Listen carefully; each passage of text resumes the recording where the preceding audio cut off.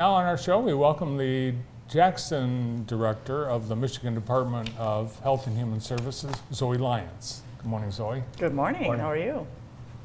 Ready for summer? It's here. Hot? Is it hot out already? It is. Yep. Yes. Like mid-afternoon somewhere else. Mid-afternoon heat. Yes. I keep looking at this lake photo in the background, and I want to jump into that TV. Don't step outside because you will definitely want to. But we're so lucky we have all these lakes. We are. You know, We are. yeah. Yeah. So, yeah, I'm sure they'll all be busy today. Lakes and pools. Yes. For sure. For sure. But we have often talked about foster care, kids in foster care, the needs of families, the needs of kids, the needs to have some foster parents. Right. And is there a certain age group that is tougher to place? Yeah, our older kids are tougher to place, and I think typically we think of older kids as teenagers, which certainly fit in that group, but we really start having difficulties at about age 10. So we, 10 and up, we consider our older kids, and it's just harder to find foster parents who have the skills and abilities and the commitment to stick with these older kids who, you know, if you think about it, they've probably been experiencing trauma in their lives longer, you know, than a 2-year-old or 3-year-old who might go into foster care. And so they just have harder things to deal with. Yeah, it's a hard time in life too, getting ready to middle school ages. But how important is home stability amongst all the other stressors that kids have these days? Yeah, I would say it's number one. I mean, having parents you can count on and a safe place to lay your head at night is really key for all of our kids. And so when that doesn't happen, and when kids have to be in foster care, first we look at relatives. So we have so many amazing relatives that step up, but we also have the situations where the relatives have, you know, they've sort of been dealing with this family or this child for years, and sort of the term burning bridges comes up, where they, you know, feel like, well, the kids have burned their bridges with me. We've tried, and frankly, we just need you to really stick in there with them. You know, like, they're gonna be hard kids, but they need to know that somebody's there for them no matter what they do, that they're gonna make mistakes, and we're still gonna love you, and we're still gonna want you to be part of our family and in our home. And it's a hard thing. Yeah. It's a hard commitment to make. I have friends with foster kids. What's something that I could do to help them out? Oh, well, so one is be there for them. They might just need to vent or talk or say, this has been a really hard day, or we had court. You know, foster parents know about court dates, and maybe that was a hard time. But just somebody to listen to them. It can be providing some time for them. So I'll come over and I'm going to stay with your kids while you go out for dinner. Let them go out and just have some time away, get to be with each other, and you know, we all need that. You can give them some money or gift cards so that they can go out. They might not be able to afford to go out for dinner. And then, oh gosh, things for the kids. So, you know, foster parents don't get paid a lot. Right. I mean, literally, like $15 to $20 a day, which barely feeds kids. And so when Christmas and birthdays come, they may not have a lot of extra money. So how can we help purchase birthday gifts or Christmas gifts for the kids that are in your home? So just ask them what they need. Having a support group around a foster parent is going to allow them to be more likely to keep kids in their homes. Yeah, definitely special people that take this on. Oh, yes. I wonder how long the placements are for, because I would think that one of the tougher things to know is that you're going to have a child you're going to raise, be part of your family for a couple years, and then maybe they're not. Maybe they go back home. Yeah. The goal is to go back home, goal, right? That's the best thing for kids, is to be able to go back home.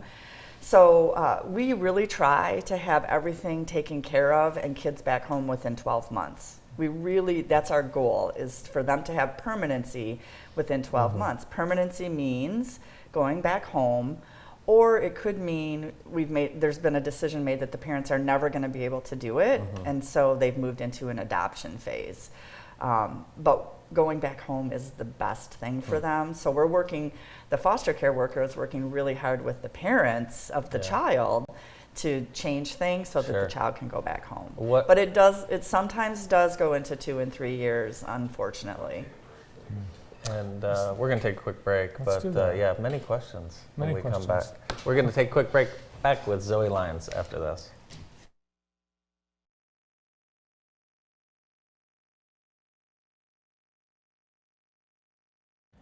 At Blair's Car Care, honesty and customer satisfaction have always been the most important thing for us. We have been serving loyal customers in Jackson County for almost 100 years.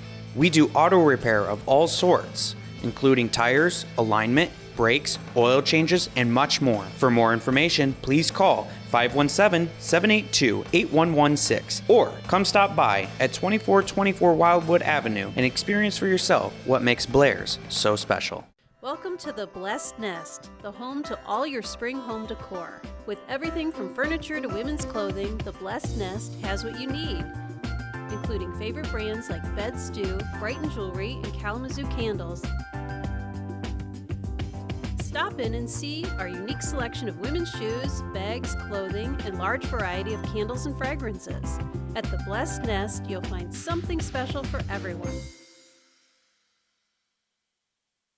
Searching for medical supplies can be a challenging aspect of the healthcare system, but with help from Brown's Advanced Care Medical Supplies, you can set your worries aside. Our expert staff takes the time to give each of our customers the personal attention they deserve and are trained to find the right products for each individual. If you can't come to us, then let our delivery team come to you to help set up your supplies so you can get back to what really matters: living your life. Brown's Advanced Care Medical Supplies. Locally owned, locally operated, locally loved.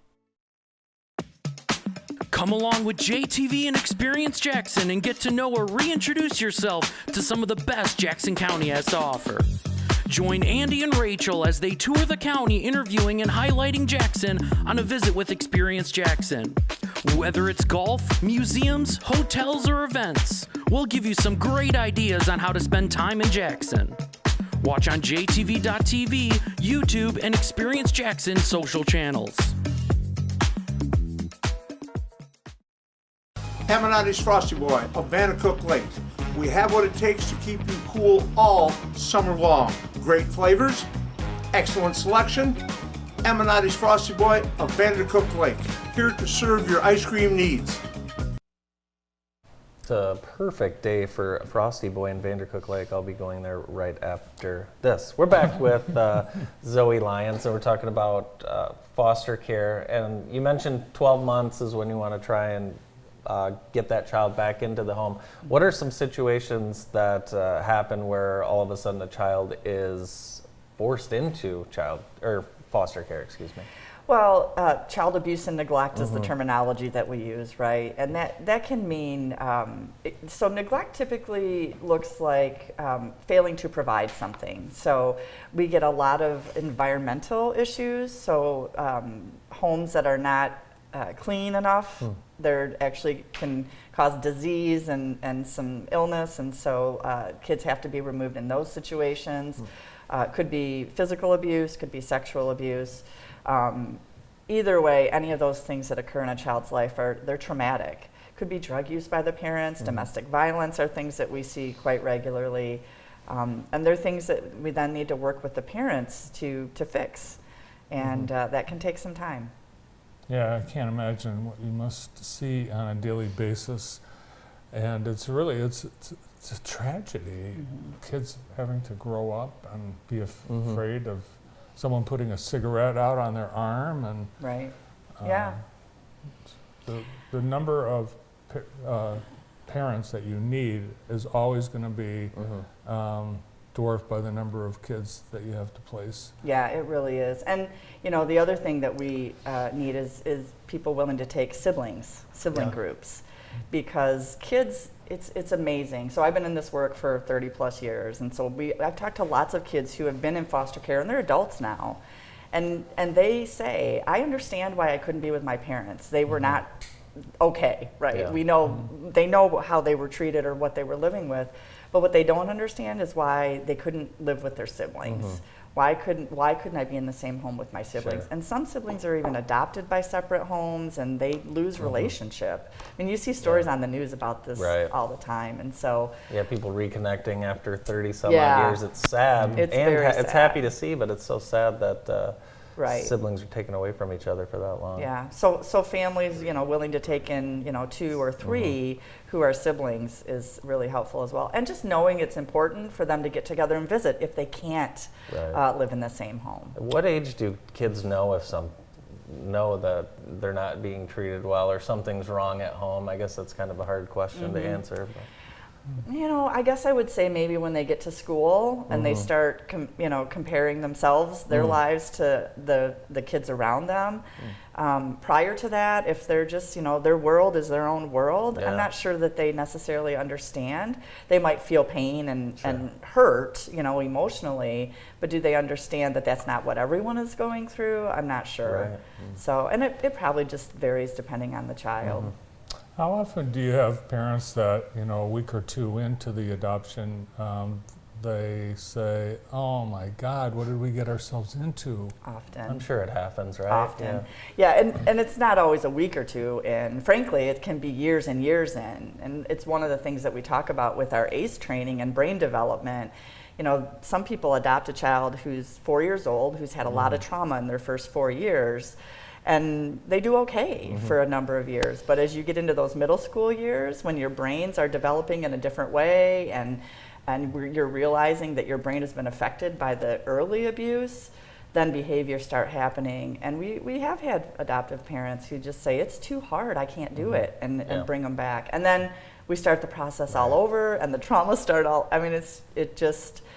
those are really sad situations, and they're hard on everyone. Yeah, so support adoptive parents. Yeah, that's a great way. Yeah, as Andy said, we know families that are adopting, and it's so life-changing, and they need the support. So any way you can help, it would be greatly appreciated. And if anybody wants to join the ranks, they can call your office. Yeah, they can just call my office. We also can always use donations.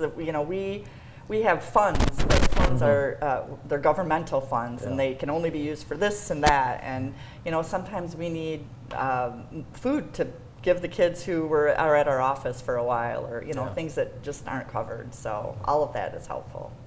Great to see you. Thanks for coming in. Thank you. Appreciate it. Zoe Lyons is the director of the Jackson office of MDHHS. Dave Elwell from Blackman Township is excited about an event that's happening this afternoon.